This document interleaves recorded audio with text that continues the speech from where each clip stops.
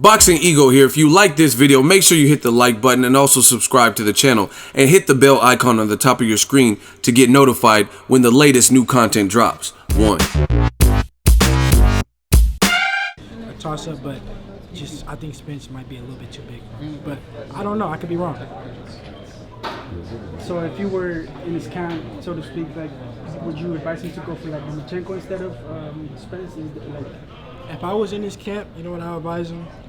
Go up from 135 to 140 or 147 so Devin Haney can win all the belts. But I definitely felt like, you know, he went in there and he did what he had to do. He looked strong. I feel like Easter didn't let his hands go enough. You know, early he was using his jab, but then he just abandoned the jab and started moving, and then I don't know what he was doing. Do you think Mikey Garcia established himself as a legitimate pound-for-pound fighter tonight? Oh yes, definitely. I don't think that Easter really hit him that much. I definitely feel like he definitely put himself up there with the top pound for pound. How would you fight a guy like Mikey Garcia? I don't know. Maybe we have to fight it. Maybe you'll see. But I definitely think it'll be a good fight. Going in there, I see some things that I could capitalize on, and yeah. Now you called out. You just told us that you'll be back in the ring September 28th, Showtime. How soon would you like, or could you see yourself fighting for a title?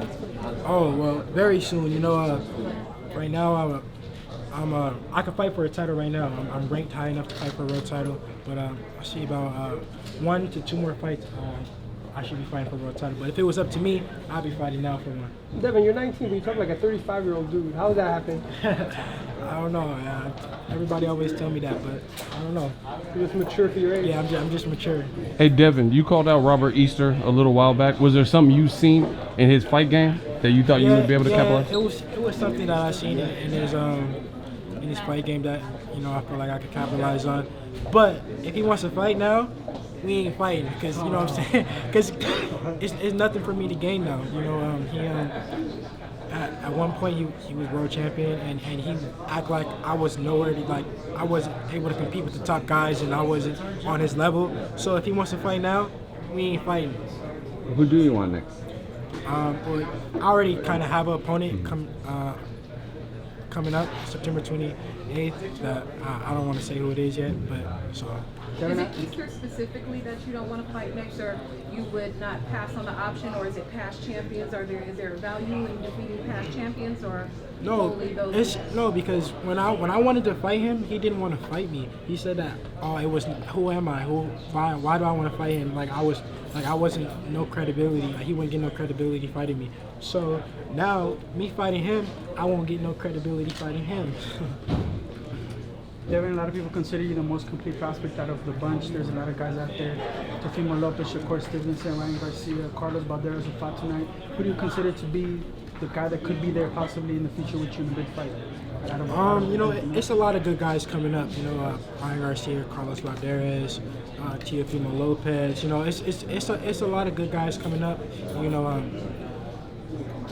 I never know who's gonna be up there, you know. So we just gotta just see who keeps on winning, and we'll see. But it's definitely a lot of good prospects coming up. I saw the post you made, a bunch of pictures of Mayweather. You were young and to now. Talk to us about the beginning of you studying Mayweather, because you said I studied him. Yeah, I've been studying Floyd since I was. Well, you know, me living in Las Vegas, I was always able to go touch and talk to Floyd, you know, at any time. So that was always good for me. So since I was about 9 years old, I always been around Floyd. I always been there with Floyd. So I'm thankful of that. What's the first thing you picked up studying on? The first thing that you adopted, because you have a style similar to him?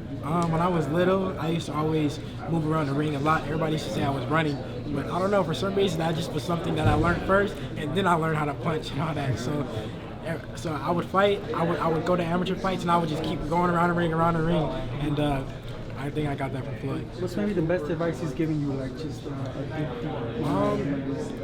just to, you know, marketing myself, you know, promoting myself and marketing myself. That's, you know, he gave me a lot of wisdom about the business part. Not only the ring, you know. Some days he comes and he trains with me, he teaches me a lot, but you know.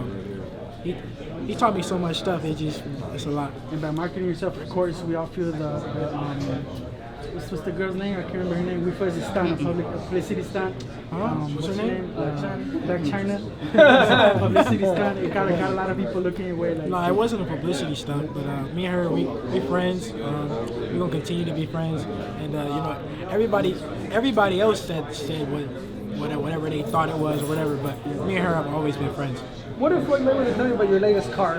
Because you have some sick cars. You know what? Me and Floyd, we never talk about cars. That's funny. We never talk about cars. But I feel like if he was to tell me anything about cars, he would tell me to stop buying them.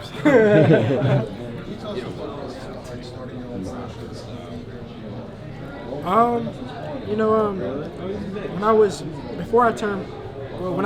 the process of turning pro, you know, a lot of people was giving me big offers, like crazy offers, and I was just like, you know, if they giving me these offers now, what about when I'm 10-0, 15-0? They gotta only get bigger, and that's basically where it started. And then over time, my dad, you know, he advised me to start my own company, and that's what I did. Oh no, I definitely feel like what I'm doing is I'm doing everything right.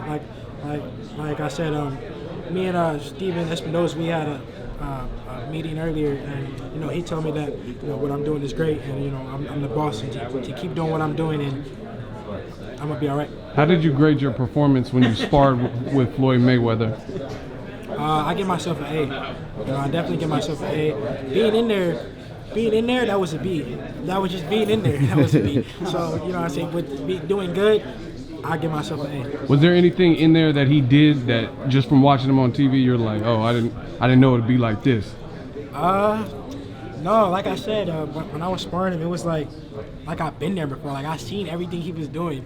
Like one time he did something and I like moved, and it was like I saw it. I was like, nope, Floyd, nope.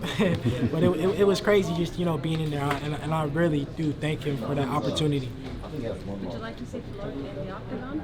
No, I don't want to see Floyd in the octagon. You know, Floyd is, you know, a mentor to me, a friend of mine, and no. How hard does Floyd punch? How hard does Floyd punch? I don't really remember, to be honest. I don't remember how hard he punches. I remember him being really fast, but we kind of sparred kind of a while ago. I don't remember him hitting me with nothing real solid, but I remember him being really fast. One of the fast people that I sparred. People that I speak to that have sparred him in the past, they say he only gets stronger as the sparring goes, like the rounds. Yeah, see, what threw me off was it was long rounds. I didn't know how long we was doing them. Some rounds he was different than others. I feel like some rounds he was doing like 5 minutes, then 8 minutes, then 2 minutes, then 1, then 8. Like, you know, he was just changing it up.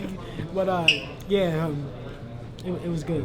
Now, Devin, you talked about some of the things you learned from Floyd was to promote yourself. I mean, 19 years old, you are promoting yourself. Could be possibly world champ by the age of 21. Now, you talk about where you came from. You 19-0 now, starting fighting in TJ down in Tijuana, and now you're headlining on Showbox. You're one of the most popular up and coming, talked about buzzing superstars in boxing. Talk about how you came from that to where we are now with you and the position you have put yourself in. Man, all this is a dream come true. You know, started in Mexico. Everyone was telling me, don't go to Mexico. Don't, you know, they're gonna give you a bad decision. You're gonna lose. They're gonna switch opponent. To being here, headlining on Showtime, you know, it's a dream come true. And we got a future champ. Hey, Truck, you know, we got a future champion over here that, you know what I'm saying, that's gonna be a superstar. Lorenzo Simpson, you know what I'm saying. He getting ready to turn pro. He gonna be a superstar. Tell him his record. Tell him your record. 2-13-4. How old are you? He got one of the crazy 18. records. So, you know what I'm saying? I asked him some questions. Where'd you get the name Truck? The first time I ever sparred, they say I just ran him over, so that's how I got the nickname. Now, Truck, talk about your relationship with Gervonta Davis, both from Baltimore.